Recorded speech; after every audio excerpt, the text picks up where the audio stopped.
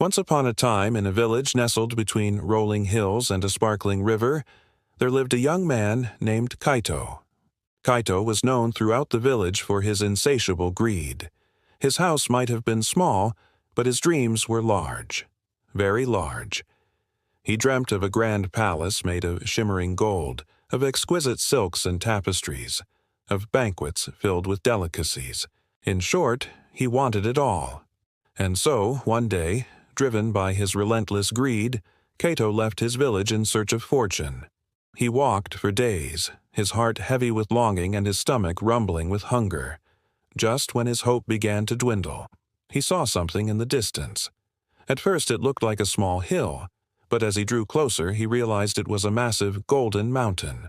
Overjoyed, he began to climb, each step taking him higher and higher until he reached the peak. There, nestled amidst the glittering rocks, was a tiny hut, and beside the hut stood an old man with a long white beard and eyes that twinkled like stars. "Greetings, young traveler," said the old man in a voice that echoed with wisdom. "You must be weary from your journey. Come, rest for a while." Kaito, too stunned by the sight of the golden mountain to speak, merely nodded and sat down beside the old man.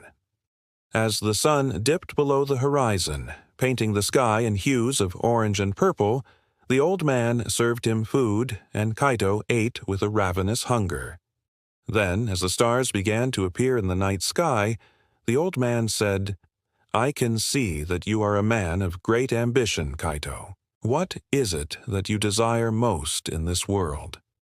Kaito hesitated for a moment, then said, "Oh, wise hermit, I want it all.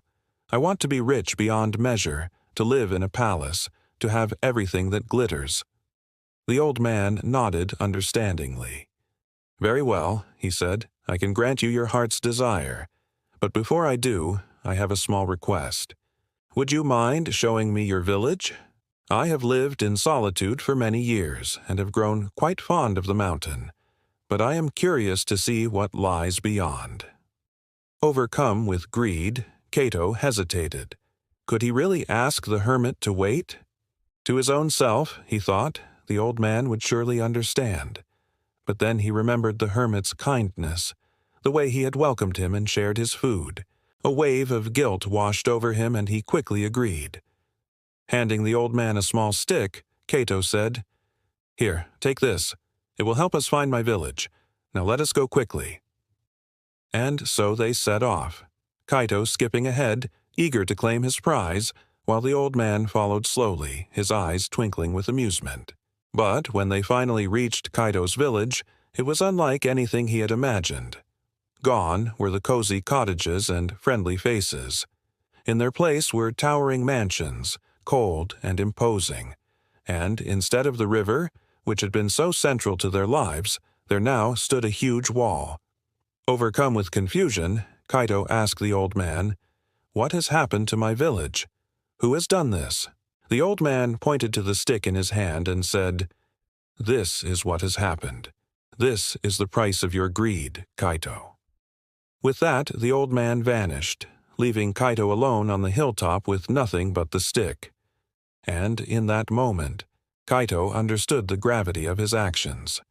His greed had not only robbed him of his contentment, but it also brought ruin to his village. The stick that the old man had used to guide them through the darkness was now the only thing guiding Kaito back to reality. As the sun rose, painting the sky in soft pastel colors, Kaito started his journey back up the mountain. He walked slowly, not because he was tired, but because he was afraid. Afraid of what he might find at the top, afraid of what he might not. When he finally reached the hermit's hut, it was empty. The old man was gone. All that remained was a note, and in that note were the words that changed Kaito's life forever. "Greed is like a fire. It consumes all that it touches, leaving nothing but ashes in its wake. Only when we learn to be content with what we have can we truly be rich." With that, Kaito's journey of greed came to an end, and his journey of contentment began.